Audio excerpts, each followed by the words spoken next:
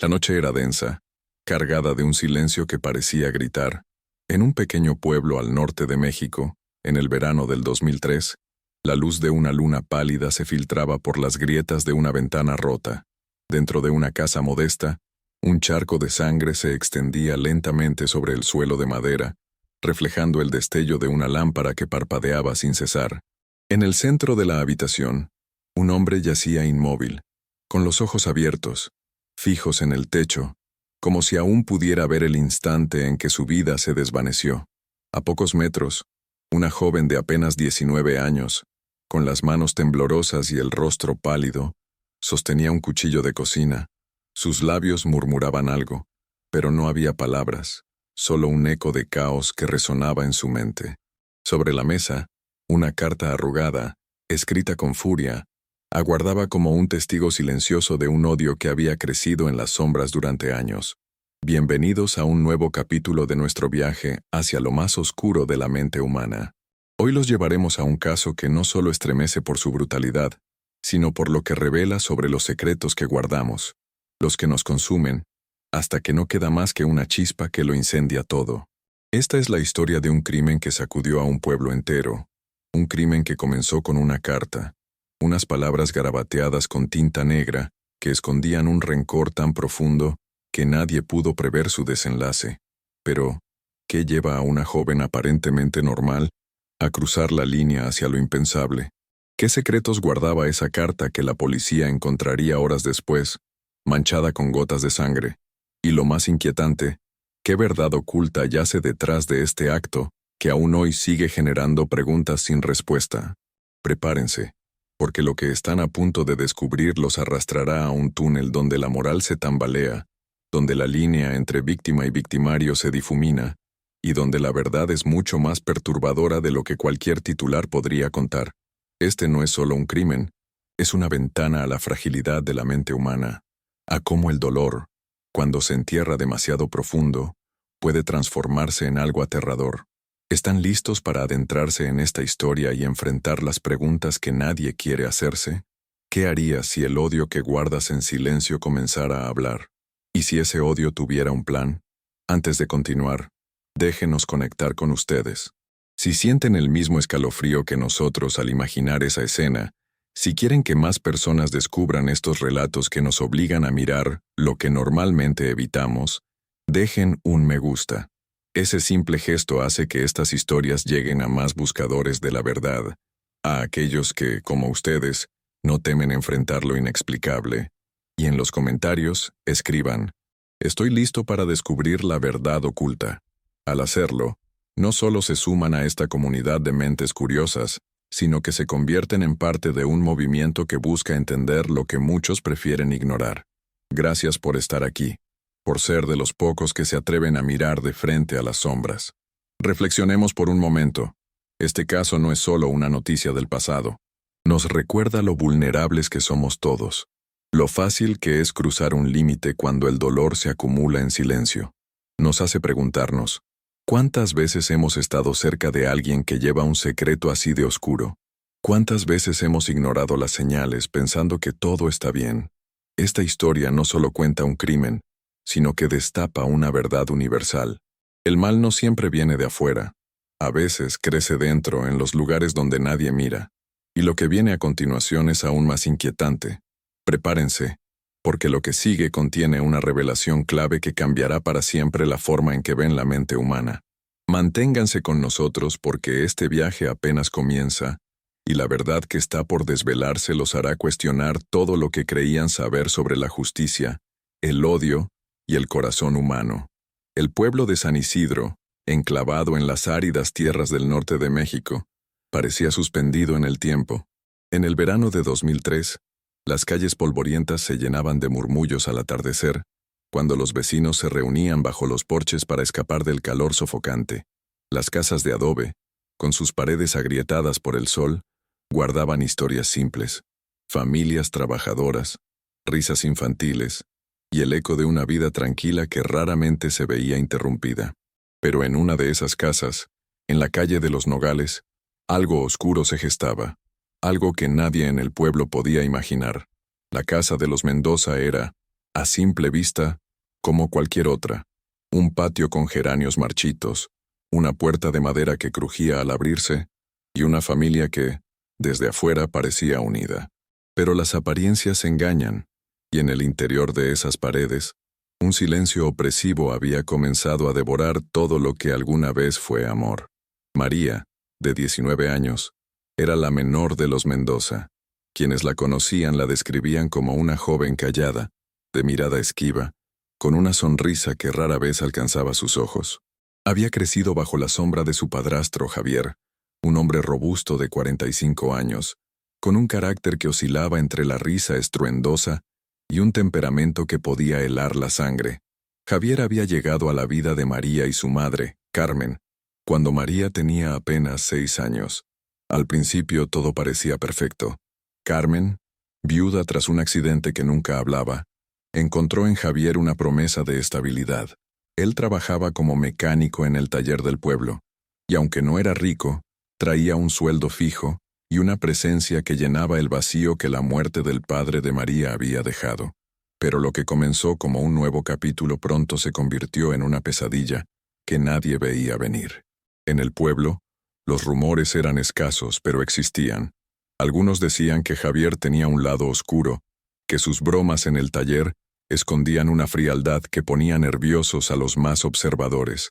Otros notaban que Carmen, antes una mujer risueña que cantaba mientras colgaba la ropa, se había vuelto más reservada, casi ausente.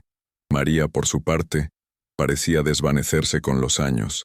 La niña que corría por las calles con sus amigos se convirtió en una adolescente que apenas salía de casa, que respondía con monosílabos y que siempre llevaba mangas largas, incluso en los días más calurosos del verano. Nadie preguntaba demasiado. En un pueblo pequeño, meterse en los asuntos de los demás podía romper la frágil armonía que todos valoraban. Pero había señales, pequeñas grietas en la fachada de los Mendoza, que ahora, al mirar atrás, parecen gritos desesperados que nadie escuchó.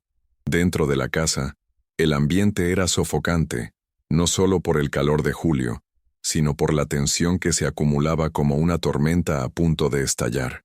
María pasaba horas encerrada en su habitación, un espacio diminuto con una cama desvencijada y una ventana que daba al patio trasero. Allí, en la soledad de esas 4 paredes, comenzó a escribir.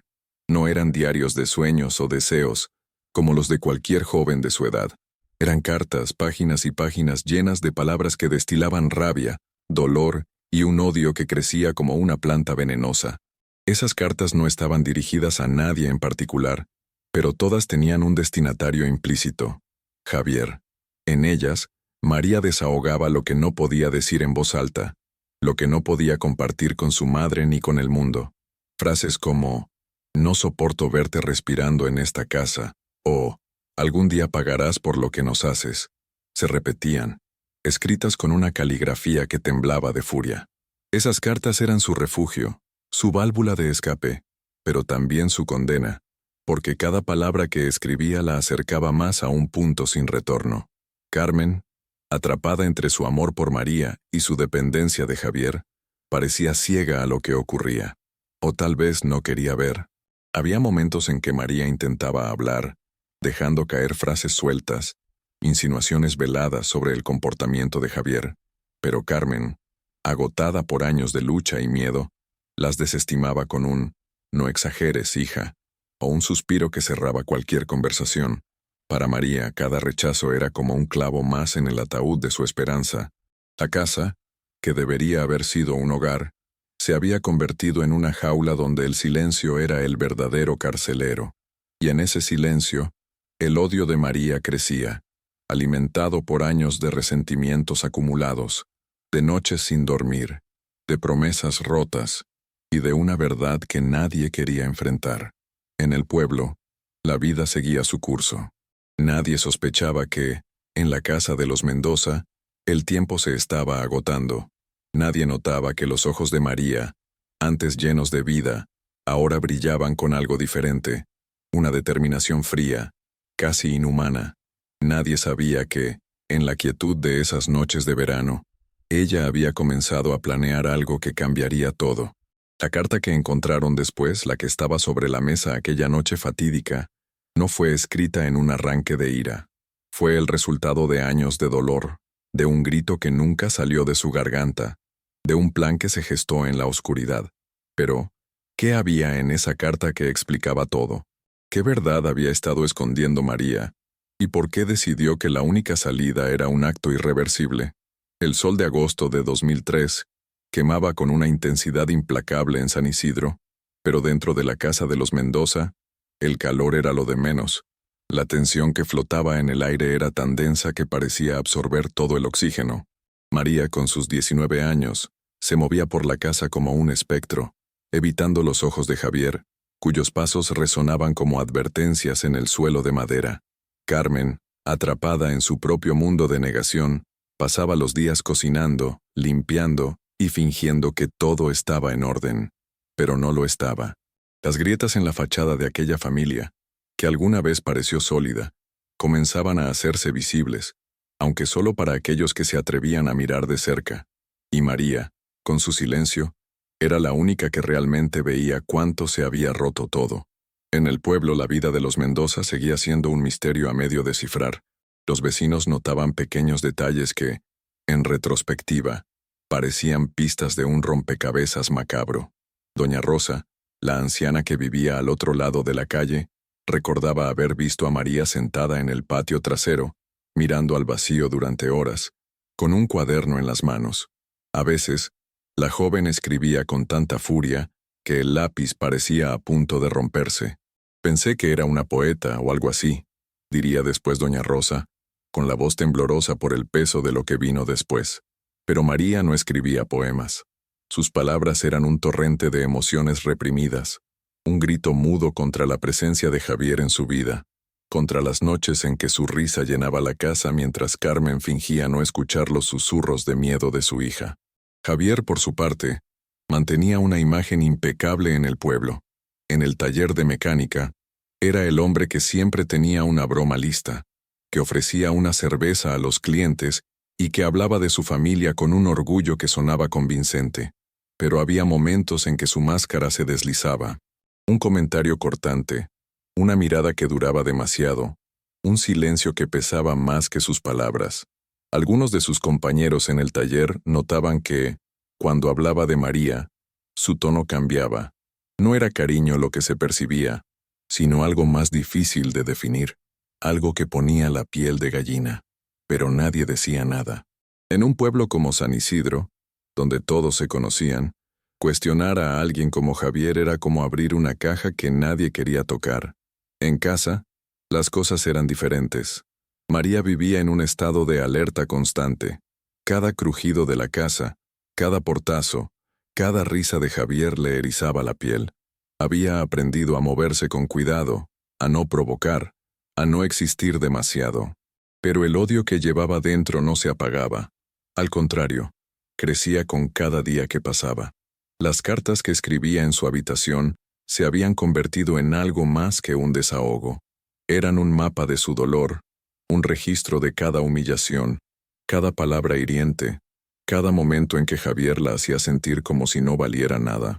«No eres mi hija», le había dicho una vez en un arranque de ira, mientras Carmen estaba en la cocina.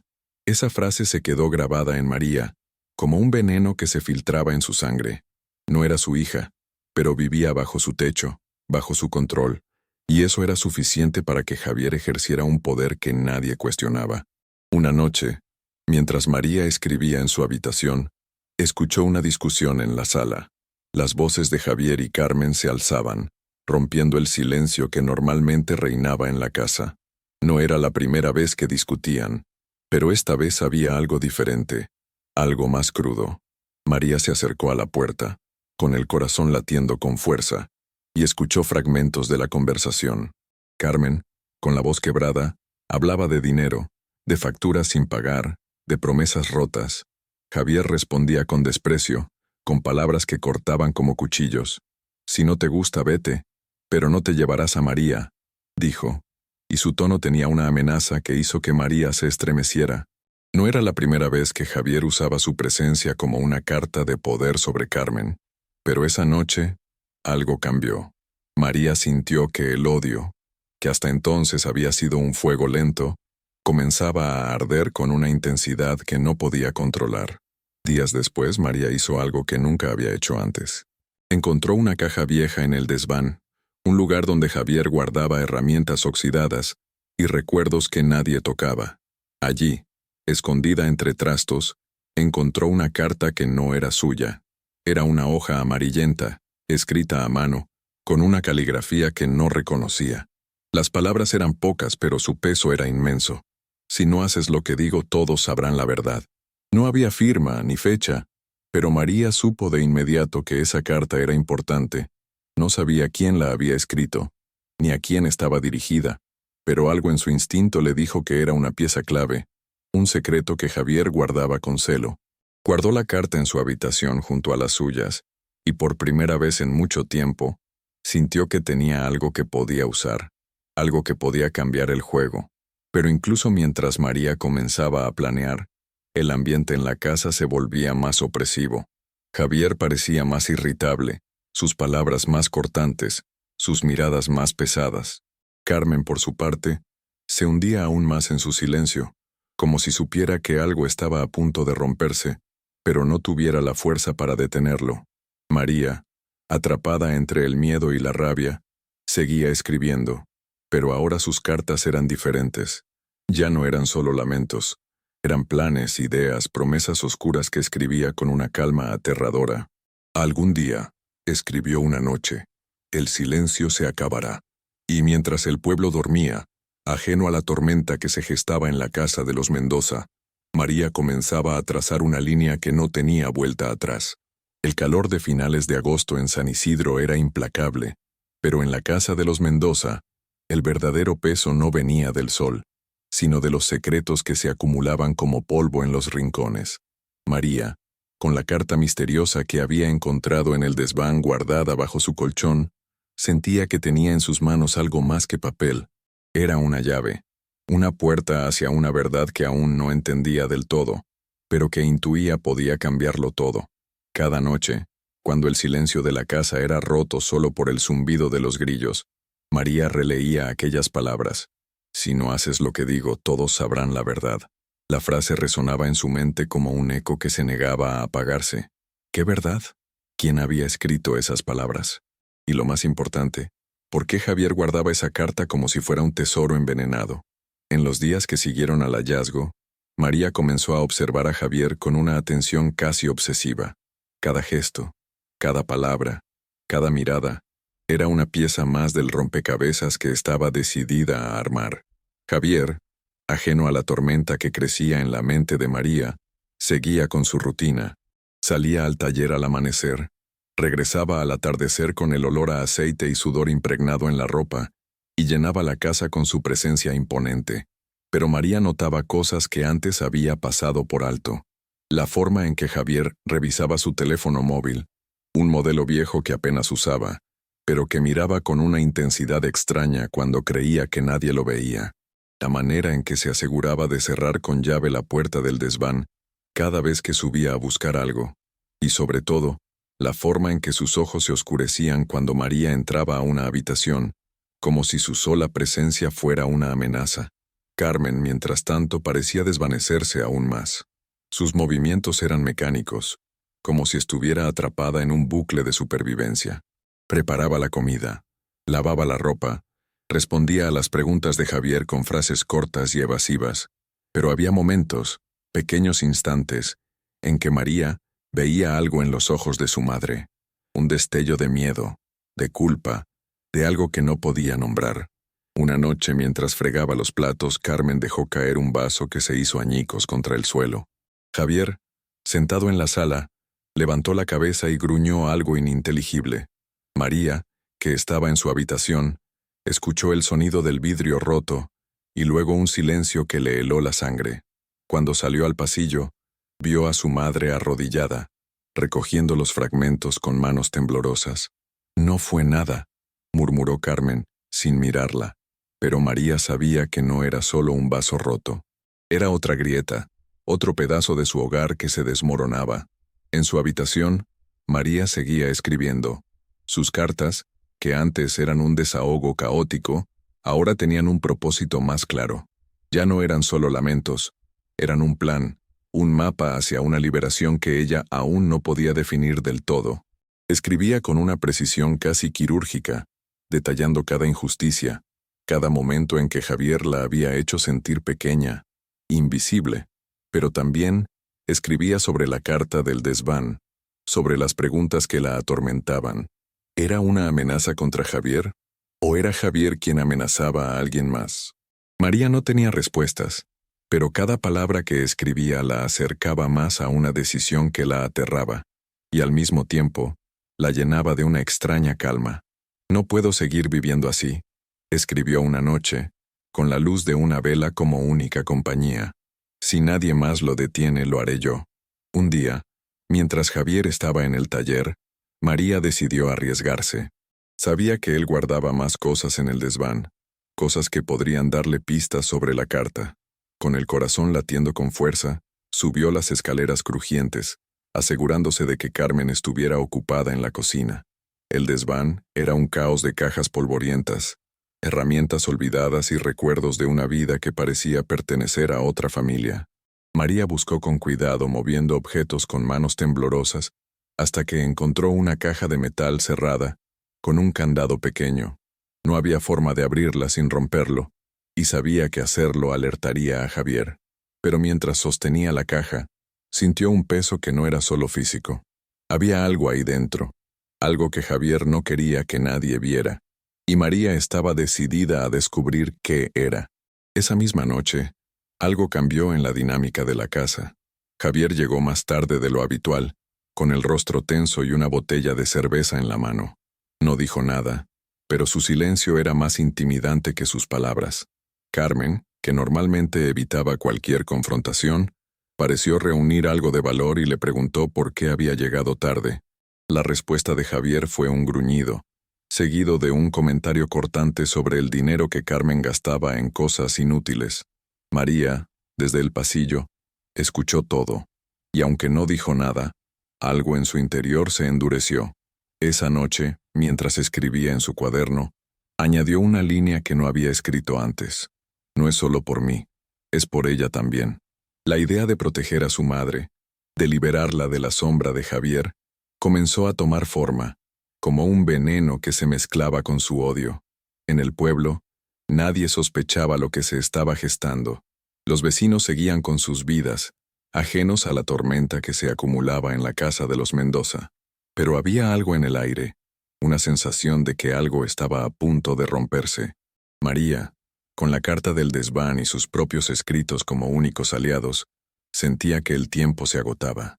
Cada día que pasaba, cada mirada de Javier, cada silencio de Carmen, la empujaba más cerca de un borde que no podía ver, pero que sabía que estaba allí. Y mientras el verano de 2003 llegaba a su fin, María comenzó a imaginar un mundo sin Javier, un mundo donde el silencio ya no fuera su carcelero. Pero para llegar a ese mundo, tendría que hacer algo que cambiaría su vida para siempre.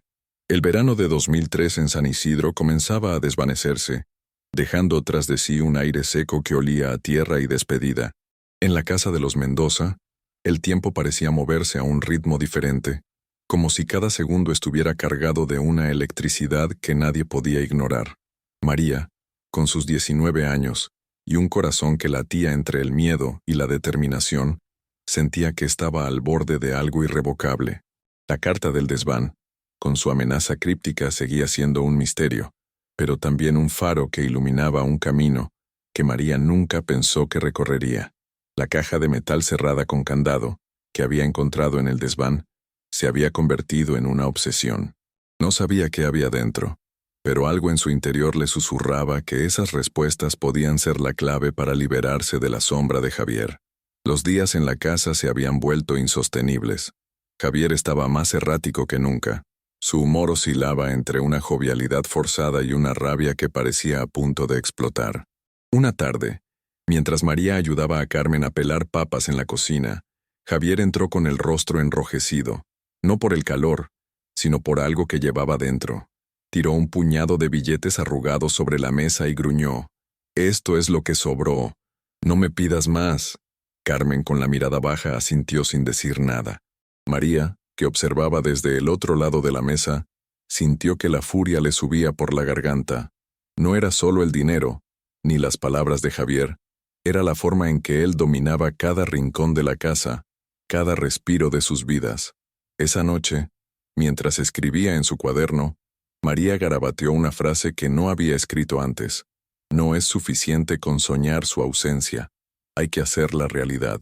El punto de quiebre llegó una noche de finales de agosto, cuando el cielo estaba cubierto de nubes que ocultaban la luna. María estaba en su habitación, releyendo la carta del desván, cuando escuchó un grito ahogado desde la sala. Corrió al pasillo, con el corazón latiendo desbocado, y vio a Carmen en el suelo, sosteniéndose el brazo. Javier estaba de pie frente a ella, con los puños apretados y la respiración agitada. «No me hagas perder la paciencia», le dijo, con una voz tan baja que parecía un rugido. María se quedó paralizada en el umbral, incapaz de moverse, incapaz de hablar. Carmen levantó la mirada y por un instante sus ojos se encontraron con los de su hija. Había algo en esa mirada, una súplica silenciosa, una rendición que María no podía soportar. Javier no la vio, o fingió no hacerlo, y se marchó al patio trasero, dejando un silencio que pesaba más que cualquier palabra. Esa noche, María no durmió. Sentada en su cama, con el cuaderno abierto y la carta del desván a su lado, sintió que algo dentro de ella se rompía. No era solo el odio lo que la consumía ahora. Era la certeza de que, si no hacía algo, nada cambiaría. Carmen no iba a salvarse sola, y María no podía seguir viviendo en una casa donde el miedo era el único idioma que todos entendían. Fue entonces cuando tomó una decisión. No fue un impulso, ni un arranque de ira. Fue una elección fría, calculada, como si una parte de ella hubiera estado esperando ese momento durante años. Sacó un cuchillo de la cocina, uno que Carmen usaba para cortar carne, y lo escondió bajo su almohada. No sabía exactamente qué haría con él, pero su sola presencia le daba una sensación de control que nunca había sentido antes. Al día siguiente, María decidió que necesitaba más respuestas antes de actuar. La caja de metal en el desván seguía siendo un enigma, y si quería entender la verdad detrás de la carta, tenía que abrirla. Pero Javier estaba más vigilante que nunca. Había comenzado a cerrar la puerta del desván con un candado más grande, como si supiera que alguien había estado hurgando en sus cosas. María esperó su oportunidad, observando los horarios de Javier, memorizando los momentos en que salía al taller o se quedaba dormido en el sillón después de beber. Finalmente, una tarde en que Javier se fue a una cantina con sus compañeros del taller y Carmen fue a visitar a una vecina, María subió al desván con un destornillador que había encontrado en el cobertizo. Romper el candado fue más difícil de lo que esperaba, pero la adrenalina la impulsó a seguir. Cuando finalmente abrió la caja, lo que encontró la dejó sin aliento. Dentro había un fajo de cartas, similares a la que había encontrado antes, todas escritas con la misma caligrafía. También había una libreta con números y nombres que no reconoció, y una fotografía vieja de una mujer que no era Carmen. La mujer tenía una sonrisa triste, y en la parte trasera de la foto había una inscripción: «Nunca lo olvides». María sintió un escalofrío. No entendía todo lo que tenía frente a ella, pero sabía que estaba tocando algo peligroso, algo que Javier había escondido por una razón. Guardó todo en su habitación, asegurándose de que nadie lo encontrara, y por primera vez sintió que tenía el poder de cambiar el rumbo de su vida. Pero con ese poder vino también el miedo. Cada noche, mientras sostenía el cuchillo bajo su almohada, María se preguntaba si estaba lista para cruzar la línea que había trazado en su mente. Las cartas que escribía ahora eran diferentes. No solo hablaban de odio, sino de justicia, de liberación, de un futuro que no podía imaginar sin sangre. «No quiero ser un monstruo», escribió una noche, con lágrimas corriendo por sus mejillas. «¿Pero qué haces cuando el monstruo vive en tu casa?» El pueblo, ajeno a todo, seguía su ritmo lento, pero en la casa de los Mendoza, la chispa ya había encendido el fuego, y ese fuego, alimentado por años de dolor y una verdad a medio descubrir, estaba a punto de consumirlo todo. El aire en San Isidro se volvía más pesado a medida que el verano de 2003 llegaba a su fin. Las noches eran más oscuras, como si las nubes que cubrían el cielo supieran que algo terrible estaba a punto de suceder. En la casa de los Hawkins, María se movía con una precisión casi mecánica, cada paso calculado, cada pensamiento consumido por las cartas que había encontrado en la caja del desván y el cuchillo que ahora guardaba como un secreto bajo su almohada. La caja de metal, con sus cartas crípticas, la libreta de nombres y números, y la fotografía de la mujer desconocida, se había convertido en una obsesión que alimentaba tanto su curiosidad como su rabia.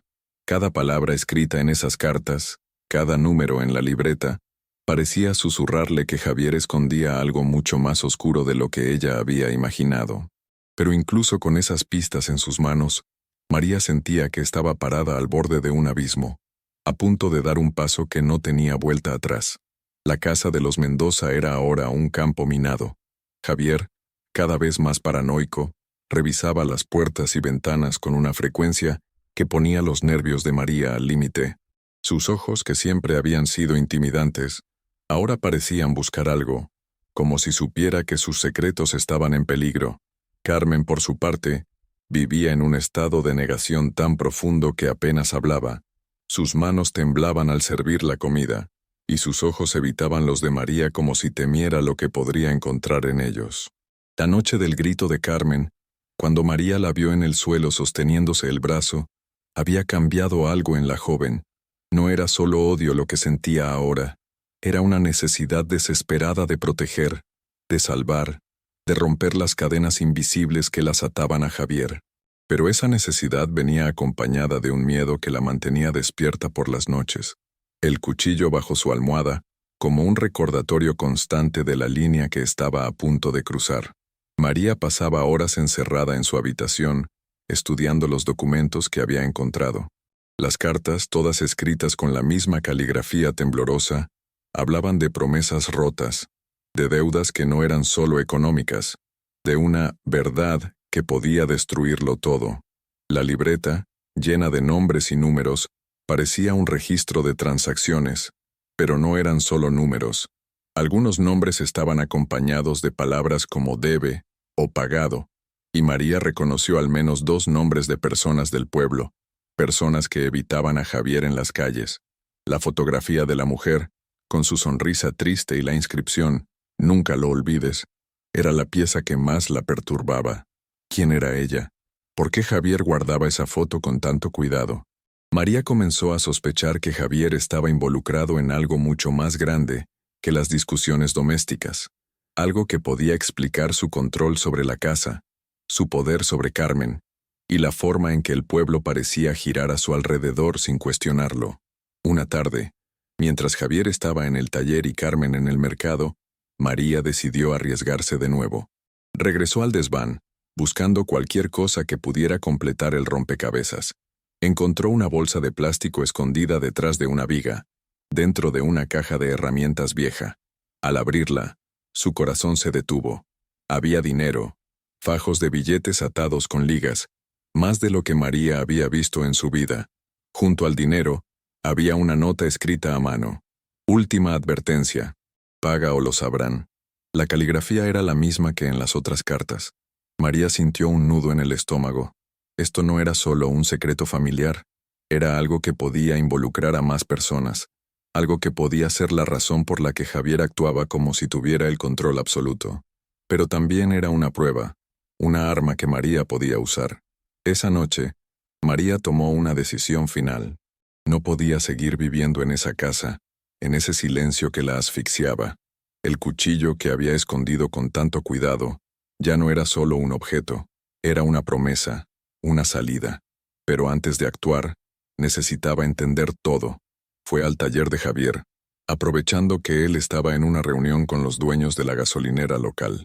Con manos temblorosas, revisó los cajones de su escritorio, buscando cualquier cosa que conectara las piezas. Encontró una libreta más, esta con fechas recientes y más nombres, algunos tachados con furia, otros marcados con un círculo. Entre los papeles, había una carta sin terminar escrita por Javier. «No puedo seguir pagando. Esto tiene que terminar». María sintió un escalofrío. ¿Estaba Javier siendo extorsionado? ¿O era él quien extorsionaba a otros? Cada descubrimiento la acercaba más a la verdad, pero también la empujaba más cerca del borde. El 30 de agosto de 2003, María se sentó en su habitación, con el cuchillo en una mano y la libreta en la otra. Las cartas, el dinero, la fotografía, todo apuntaba a un secreto que Javier había guardado durante años, un secreto que lo hacía intocable, pero también vulnerable. María escribió una última carta, no para desahogarse, sino para dejar un testimonio. Si alguien encuentra esto, escribió, sepan que no quería ser un monstruo, pero no había otra forma. Las palabras temblaban en la página, pero su mano era firme. El plan estaba claro ahora: confrontar a Javier, usar lo que había encontrado para obligarlo a irse, a dejarlas en paz. Pero en el fondo, María sabía que Javier no era de los que se rinden, y mientras el pueblo dormía, ajeno a la tormenta que se gestaba, María se preparó para cruzar el umbral del no retorno, con el cuchillo brillando bajo la luz tenue de su habitación. La noche del 31 de agosto de 2003 en San Isidro era una de esas noches en que el aire parecía contener el aliento, como si el mundo entero supiera que algo estaba a punto de romperse. En la casa de los Mendoza, las luces estaban apagadas, salvo por una lámpara vieja que parpadeaba en la sala, proyectando sombras que bailaban como fantasmas en las paredes. María, sentada en el borde de su cama, sostenía el cuchillo con una mano y la libreta de Javier en la otra. Las cartas, el dinero, la fotografía de la mujer desconocida y las notas crípticas que había encontrado en el desván y el taller eran ahora piezas de un rompecabezas que, aunque incompleto, le había dado a María una certeza. Javier no era solo un hombre cruel que dominaba su hogar. Era alguien que vivía bajo el peso de un secreto que lo hacía vulnerable. Y esa vulnerabilidad era el arma que María planeaba usar. El plan de María era simple en su mente, pero aterrador en su ejecución. Quería confrontar a Javier, mostrarle las pruebas que había encontrado, las cartas, la libreta, el dinero, y obligarlo a irse. Quería que admitiera lo que había hecho, no solo a ella y a Carmen, sino lo que fuera que escondían esas notas y nombres tachados. Pero en el fondo, María sabía que Javier no era de los que se rinden ante amenazas. Sus años bajo su techo le habían enseñado que él siempre encontraba una manera de girar las cosas a su favor, de hacer que el miedo fuera más grande que cualquier verdad. Sin embargo, esa noche, algo en María era diferente. El odio que había alimentado durante años, mezclado con la necesidad de proteger a su madre, había cristalizado en una determinación que la hacía sentir invencible, aunque también la aterrorizaba. Carmen estaba en la cocina fregando los platos de la cena con una lentitud que delataba su agotamiento. Javier, que había regresado del taller más temprano de lo habitual, estaba en la sala, sentado en su sillón favorito, con una cerveza en la mano, y la mirada perdida en un televisor que emitía estática. María, desde su habitación, escuchaba el murmullo del agua corriendo y el zumbido del televisor, sonidos que normalmente la arrullaban en su rutina de supervivencia. Pero esa noche, esos sonidos eran como un tambor que marcaba el ritmo de su corazón. Guardó la libreta y las cartas en una bolsa de tela, tomó el cuchillo y lo escondió bajo su suéter. Respiró hondo, sintiendo el peso del metal contra su piel, y salió al pasillo. La casa estaba en penumbra y cada paso de María resonaba en el silencio. Cuando llegó a la sala, Javier levantó la mirada. Sus ojos, siempre intimidantes, tenían un brillo extraño, como si hubiera estado esperando algo. «¿Qué haces levantada?», preguntó, con una voz que era más una advertencia que una pregunta. María, con el corazón latiendo tan fuerte que temía que él lo oyera, respondió con una calma que no sentía. «Necesitamos hablar». Javier soltó una risa seca, una que no tenía humor, y se recostó en el sillón. «Hablar, ¿eh? ¿Y de qué, niña?». La palabra «niña» cortó como un cuchillo, pero María no retrocedió. Sacó la bolsa de tela y dejó caer las cartas y la libreta sobre la mesa. El sonido de los papeles al golpear la madera fue como un trueno en la quietud de la noche. Por un instante el tiempo pareció detenerse. Javier miró los objetos sobre la mesa y su rostro cambió. La arrogancia que siempre llevaba como una armadura se desvaneció, reemplazada por una mezcla de sorpresa y furia. ¿De dónde sacaste eso?, gruñó, levantándose del sillón con una rapidez que hizo que María diera un paso atrás. Pero ella no se dejó intimidar.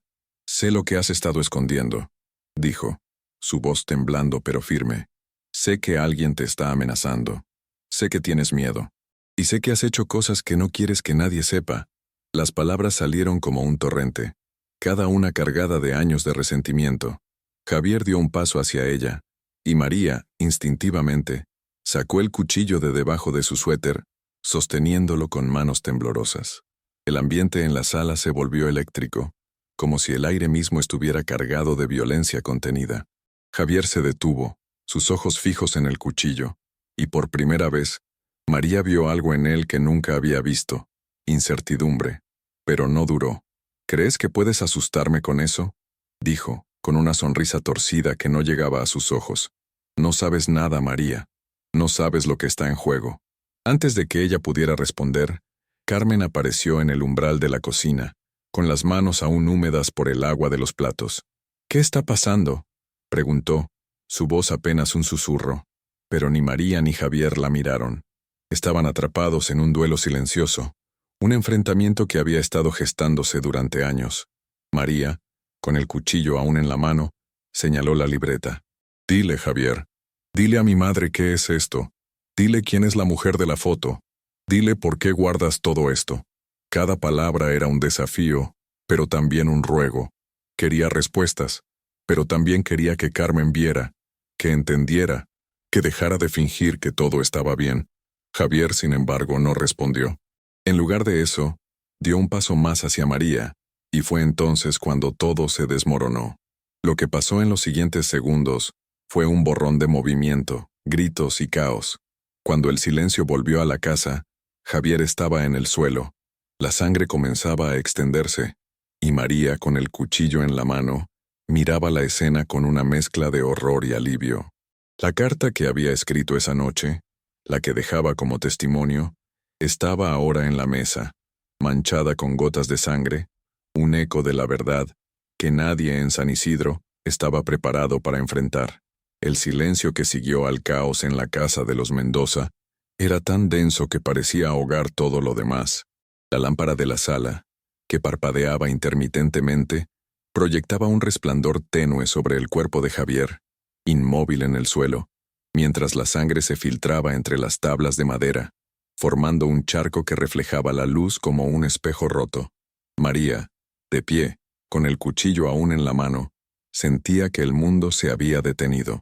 Sus manos temblaban, pero no era miedo lo que la consumía ahora. Era una mezcla de alivio y horror, como si hubiera cruzado un umbral del que no había regreso. Carmen, en el umbral de la cocina, soltó un grito que no sonó humano. Un lamento que rasgó la noche y que por un instante pareció despertar a San Isidro de su letargo. María dejó caer el cuchillo, que golpeó el suelo con un sonido metálico que resonó en la quietud. Sus ojos, fijos en Javier, no podían apartarse, como si necesitara confirmar que lo que había sucedido era real. Carmen se acercó tambaleándose, con las manos cubriendo su rostro, incapaz de mirar directamente a su esposo o a su hija. «¿Qué hiciste, María?», susurró, su voz rota por el pánico. Pero María no respondió. En su mente, las imágenes de los últimos minutos se repetían como una cinta atascada. El enfrentamiento, las palabras duras, la furia de Javier cuando vio las cartas, el momento en que todo se volvió borroso. No había sido un plan perfecto. No había sido un plan en absoluto. Había sido un estallido. Un instante en que el odio acumulado durante años se convirtió en acción. La carta que María había escrito esa noche, la que descansaba sobre la mesa, estaba ahora salpicada de gotas de sangre. Era un testimonio, un grito final que explicaba por qué lo había hecho, pero también un recordatorio de los secretos que habían llevado a ese momento. Las otras cartas, las de la caja del desván, la libreta con nombres y números, la fotografía de la mujer desconocida, estaban esparcidas por la mesa, como piezas de un rompecabezas que nadie había tenido tiempo de armar. María, con la mente nublada, Apenas registró el sonido de los pasos de Carmen, que salió corriendo al patio trasero, gritando por ayuda. Los vecinos, despertados por el alboroto, comenzaron a acercarse, sus voces mezclándose con el ulular lejano de una sirena que alguien había llamado. En los minutos que siguieron, la casa de los Mendoza se convirtió en una escena que San Isidro nunca olvidaría. Los primeros en llegar fueron los vecinos, doña Rosa entre ellos, que se quedó paralizada en la entrada, con las manos en la boca, incapaz de procesar lo que veía. Luego llegaron los policías, 2 oficiales de la comisaría local que conocían a Javier del taller y que nunca imaginaron que serían ellos quienes responderían a una llamada así. María no opuso resistencia cuando la esposaron. Sus ojos, vacíos de lágrimas, parecían mirar a través de las paredes como si ya no estuviera allí. Carmen, en el patio, sollozaba desconsolada, murmurando frases incoherentes sobre culpas y promesas rotas. Y en la mesa, entre el caos, las cartas y la libreta seguían allí, mudas pero elocuentes, esperando a ser descubiertas. Cuando los policías comenzaron a inspeccionar la escena, uno de ellos, un hombre joven llamado Miguel, notó los papeles sobre la mesa. Al leer la carta de María, sus manos temblaron ligeramente. Las palabras, escritas con una furia contenida, contaban una historia de dolor, de miedo, de un hogar que se había convertido en una prisión. Pero fueron las otras cartas, las que María había encontrado en el desván, las que hicieron que Miguel frunciera el ceño. «Esto no es solo un crimen pasional», murmuró a su compañero, mientras guardaba los documentos en una bolsa de pruebas. La libreta, con sus nombres tachados y números que parecían deudas, sugería algo más grande, algo que iba más allá de la casa de los Mendoza. Y la fotografía de la mujer con su inscripción enigmática añadió una capa más de misterio a una escena que ya era insoportablemente trágica. Mientras María era llevada a la patrulla, el pueblo comenzó a despertar. Las luces de las casas vecinas se encendían, y los murmullos se convertían en un coro de preguntas sin respuesta. ¿Cómo había pasado esto? ¿Quién era realmente Javier? ¿Y qué había llevado a María, la joven callada que apenas hablaba con nadie, a cometer un acto tan irreversible? Los policías sellaron la casa, pero no antes de que los rumores comenzaran a circular. Algunos decían que Javier había sido un hombre violento, que las peleas en la casa de los Mendoza eran un secreto a voces. Otros, sin embargo, defendían a Javier, diciendo que María debía estar loca, que no había excusa para lo que había hecho.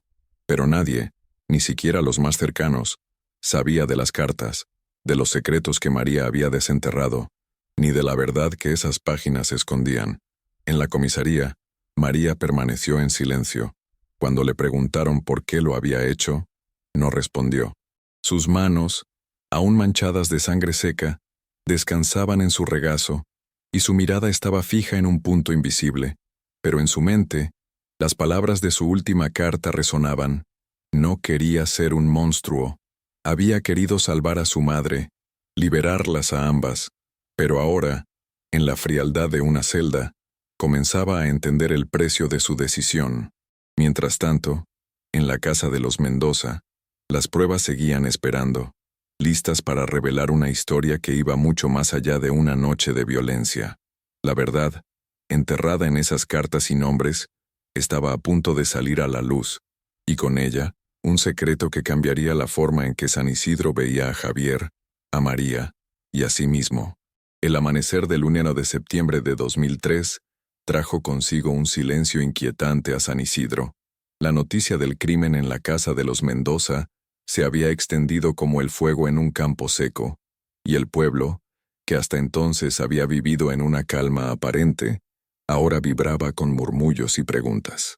En la comisaría, María permanecía en una celda pequeña, con la mirada perdida y las manos todavía marcadas por la sangre seca de Javier. No había dicho una palabra desde que la llevaron allí, y los oficiales, abrumados por la gravedad de la escena que habían encontrado, no sabían por dónde empezar. Pero en la casa de los Mendoza, las pruebas que María había dejado sobre la mesa, las cartas, la libreta, la fotografía, comenzaban a hablar por ella, revelando una verdad que iba mucho más allá de un acto impulsivo de violencia. El oficial Miguel, El joven policía que había anotado los documentos en la mesa se sentó en una oficina improvisada en la comisaría, con las pruebas extendidas frente a él. Las cartas de María, llenas de dolor y rabia, contaban una historia de años de miedo, de un hogar donde el amor había sido reemplazado por un silencio opresivo.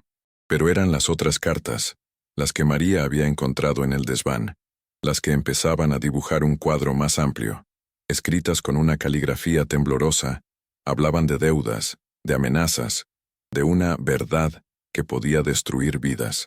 La libreta, con sus nombres tachados y números que parecían un registro de transacciones, sugería que Javier estaba involucrado en algo mucho más oscuro que las peleas domésticas.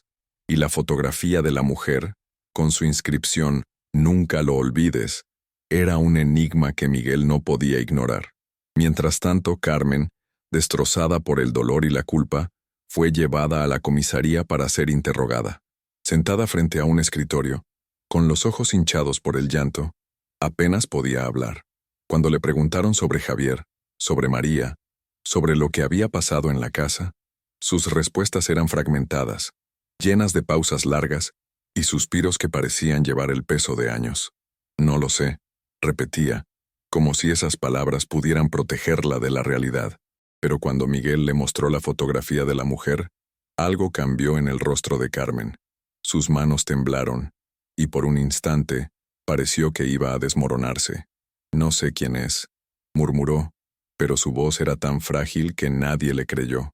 Miguel, con una mezcla de intuición y sospecha, decidió presionar un poco más, pero Carmen se cerró, negándose a decir una palabra más. En el pueblo, los rumores crecían como maleza. Algunos decían que María había perdido la cabeza, que el cuchillo en su mano era prueba de una locura que nadie había visto venir.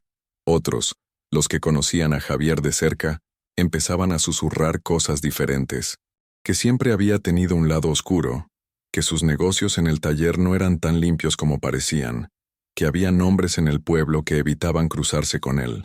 Doña Rosa, la vecina que había visto a María escribir furiosamente en su cuaderno, comenzó a contar historias de noches en que había escuchado gritos desde la casa de los Mendoza, de veces en que había visto a Carmen con moretones que ella atribuía a accidentes. Pero nadie quería hablar demasiado alto. En San Isidro, los secretos eran como el polvo. Estaban por todas partes, pero nadie los miraba directamente. Mientras Miguel y su equipo comenzaban a investigar las pruebas, encontraron algo que los dejó helados. Uno de los nombres en la libreta de Javier correspondía a un hombre que había desaparecido del pueblo 2 años antes, un comerciante local llamado Raúl. Su desaparición había sido un misterio, atribuida a deudas o a un viaje repentino, pero nunca se había investigado a fondo. Los números junto a su nombre, junto con la palabra «pagado», tachada con furia, sugerían que Raúl había estado involucrado en algo con Javier, algo que terminó mal. Otro nombre en la libreta, una mujer llamada Elena, era alguien que aún vivía en el pueblo, pero que se había mudado repentinamente al otro lado de San Isidro, después de un incidente que nadie explicaba.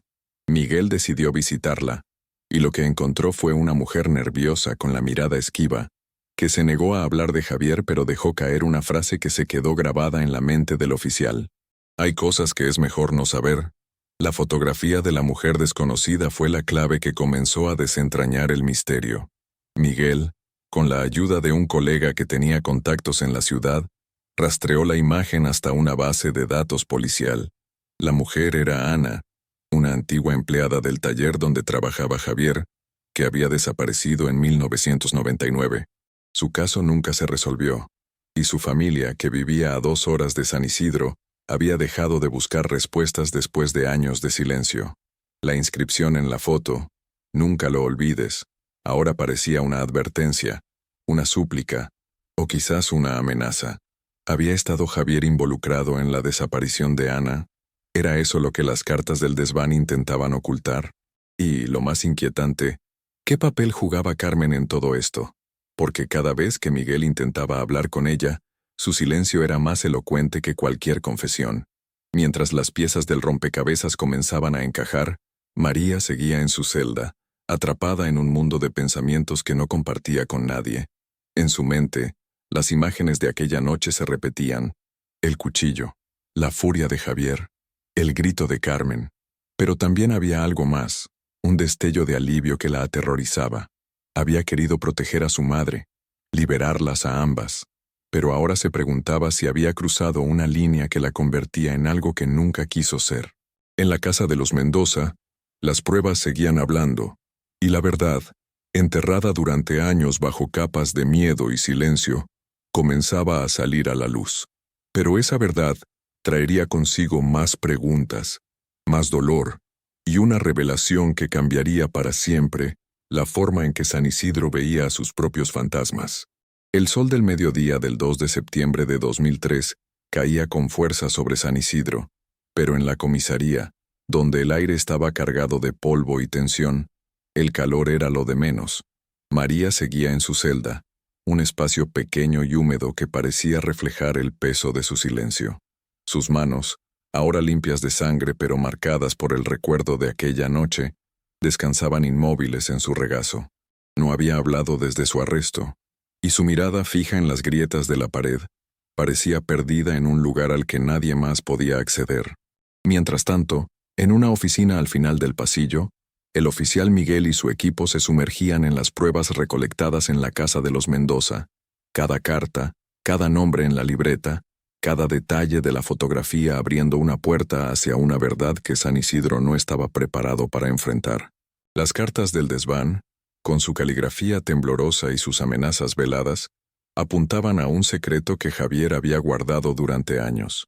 La libreta, con sus nombres tachados y números que parecían deudas, sugería que Javier estaba involucrado en algo mucho más grande que los conflictos domésticos. Pero fue la fotografía de Ana, la mujer que había desaparecido en 1999, la que comenzó a desentrañar el verdadero alcance de los secretos de Javier. Miguel, con la ayuda de un contacto en la policía estatal, confirmó que Ana había trabajado en el taller de Javier antes de su desaparición. Su familia había denunciado su ausencia, pero la investigación se había estancado, atribuida a la falta de pruebas y al caos de un pueblo donde los recursos eran escasos. La inscripción en la foto, "Nunca lo olvides", ahora resonaba como un eco de algo mucho más siniestro.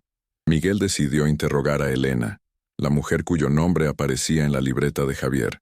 La encontró en una casa modesta al otro lado de San Isidro, un lugar donde las cortinas siempre estaban cerradas y el silencio parecía una regla no escrita. Elena, una mujer de mediana edad con el rostro marcado por el cansancio, abrió la puerta con cautela. Cuando Miguel mencionó a Javier, sus ojos se oscurecieron y sus manos se aferraron al marco de la puerta como si necesitara apoyo. «No sé nada de él», dijo, pero su voz temblaba. Miguel, con la paciencia de quien sabe que está cerca de una verdad, le mostró la libreta y la fotografía. Elena palideció al ver la imagen de Ana. Ella trabajaba con él, murmuró, casi para sí misma. Siempre supe que algo no estaba bien. Pero cuando Miguel le preguntó qué quería decir, Elena cerró la puerta, dejando solo un «no quiero problemas», que flotó en el aire como una advertencia. De vuelta en la comisaría, Miguel comenzó a conectar los puntos. Las cartas sugerían que alguien había estado extorsionando a Javier, o quizás él mismo era el extorsionador. Los nombres en la libreta, algunos tachados, otros marcados con círculos, apuntaban a un sistema de deudas que iba más allá del dinero. Raúl, el comerciante que había desaparecido 2 años antes, tenía su nombre tachado con furia, junto a la palabra «pagado». Ana, la mujer de la fotografía, no aparecía en la libreta, pero su imagen, escondida con tanto cuidado, sugería que su desaparición estaba ligada a Javier de una manera que nadie había sospechado. Y luego estaba Carmen, cuya negativa a hablar era un muro que Miguel no podía derribar. Cada vez que intentaba interrogarla, ella repetía las mismas frases: «No sé nada, no vi nada». Pero sus ojos, llenos de un dolor que no podía ocultar, decían lo contrario. Mientras tanto, en el pueblo, los rumores se multiplicaban. Algunos vecinos comenzaban a recordar detalles que antes habían ignorado. Las veces que Javier llegaba tarde con el rostro tenso, las discusiones que se filtraban a través de las ventanas de la casa de los Mendoza, la forma en que María se había vuelto cada vez más reservada. Otros, los que defendían a Javier, insistían en que María era la culpable, una joven inestable que había perdido el control. Pero había quienes, como doña Rosa, empezaban a susurrar que quizás Javier no era el hombre que todos creían. Siempre había algo en él, dijo una noche a un grupo de vecinos reunidos en su porche, algo que te hacía querer apartar la mirada. En la comisaría, Miguel encontró una nueva pista en una de las cartas del desván. Una línea, casi ilegible por el paso del tiempo, mencionaba un trato que Javier había hecho con alguien llamado El Cuervo.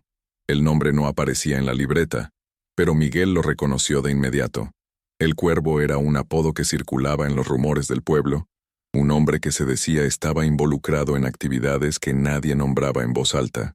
Nadie sabía quién era realmente, pero su nombre estaba ligado a desapariciones, deudas y miedo.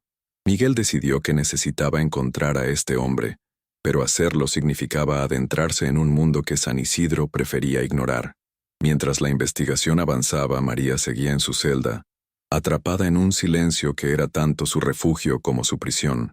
En su mente, las imágenes de aquella noche se mezclaban con los recuerdos de las cartas, de la fotografía, de los años de miedo y rabia. Había querido proteger a su madre, liberarlas a ambas, pero ahora se preguntaba si había destapado algo que no podía controlar. Las pruebas que había dejado sobre la mesa, las que había esperado que explicaran su acto, ahora estaban en manos de otros, y con ellas, una verdad que podía destruir no solo a Javier, sino a todo lo que San Isidro creía saber sobre sí mismo. El eco de esa verdad resonaba ahora en el pueblo, en la comisaría, en los corazones de quienes comenzaban a sospechar que el mal no siempre viene de afuera, sino que a veces crece en los lugares más cercanos. El polvo no se asentó fácilmente en San Isidro después de aquella noche del 31 de agosto de 2003. La casa de los Mendoza, que alguna vez había sido solo una más entre las muchas de paredes de adobe del pueblo, ahora era un recordatorio constante de una tragedia que nadie podía ignorar. María, encerrada en una celda, seguía en silencio, su mente atrapada en un torbellino de recuerdos y remordimientos. Las cartas que había escrito, las que había encontrado, y la fotografía de Ana seguían siendo piezas de un rompecabezas que los habitantes de San Isidro apenas comenzaban a comprender, pero la investigación, liderada por el oficial Miguel, estaba desenterrando verdades que cambiaron para siempre la forma en que el pueblo veía a Javier, a María y a sí mismo. Las pistas encontradas en la casa de los Mendoza llevaron a una red de secretos que iba mucho más allá de una familia rota.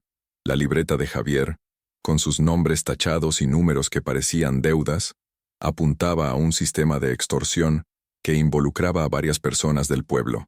El nombre de El Cuervo resultó ser un alias para un hombre que operaba en las sombras, alguien que Javier había conocido años atrás y con quien había hecho tratos que lo habían atrapado en una red de miedo y poder. La fotografía de Ana, la mujer que había desaparecido en 1999, fue la clave que conectó a Javier con un caso sin resolver.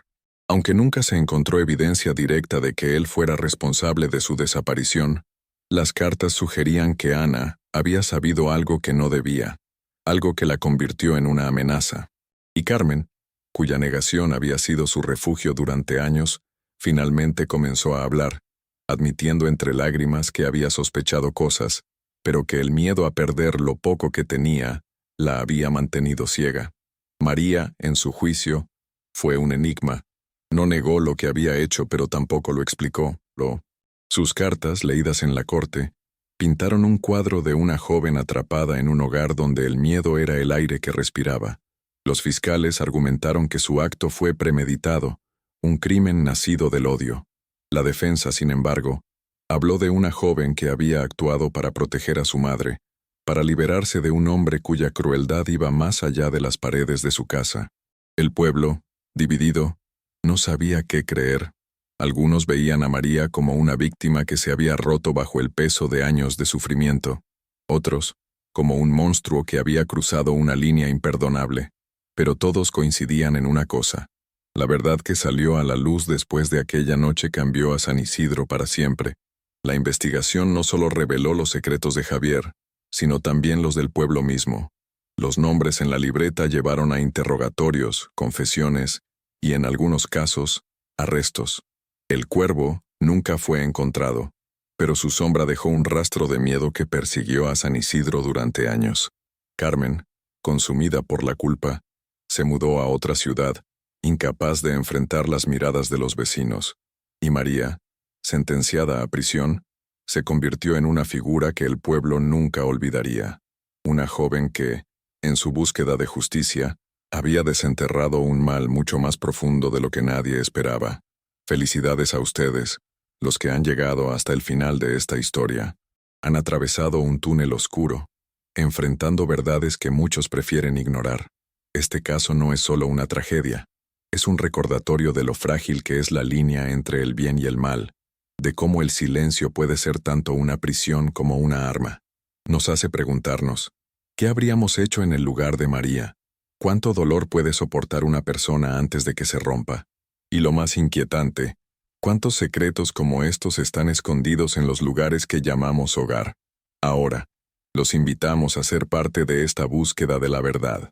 En los comentarios escriban, esta historia me hizo cuestionar lo que sé sobre el mal. Al hacerlo, no solo comparten lo que sintieron, sino que ayudan a identificar a los más comprometidos, a los que, como nosotros, no temen mirar a las sombras. Sus palabras nos unen en una comunidad que busca descifrar lo inexplicable, que se atreve a enfrentar las historias que nadie más cuenta. Y si esta historia los ha tocado, si los ha hecho mirar de otra manera a la mente humana, compartan este video.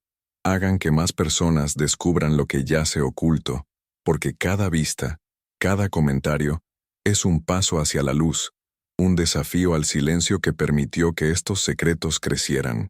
Como una carta que nunca debió ser abierta, esta historia nos recuerda que la verdad, aunque dolorosa, es la única forma de romper las cadenas del miedo.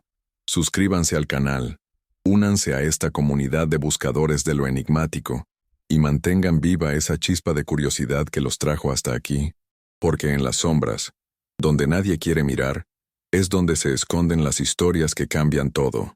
Sigan viendo, sigan cuestionando, y juntos descubriremos lo que el mundo prefiere olvidar.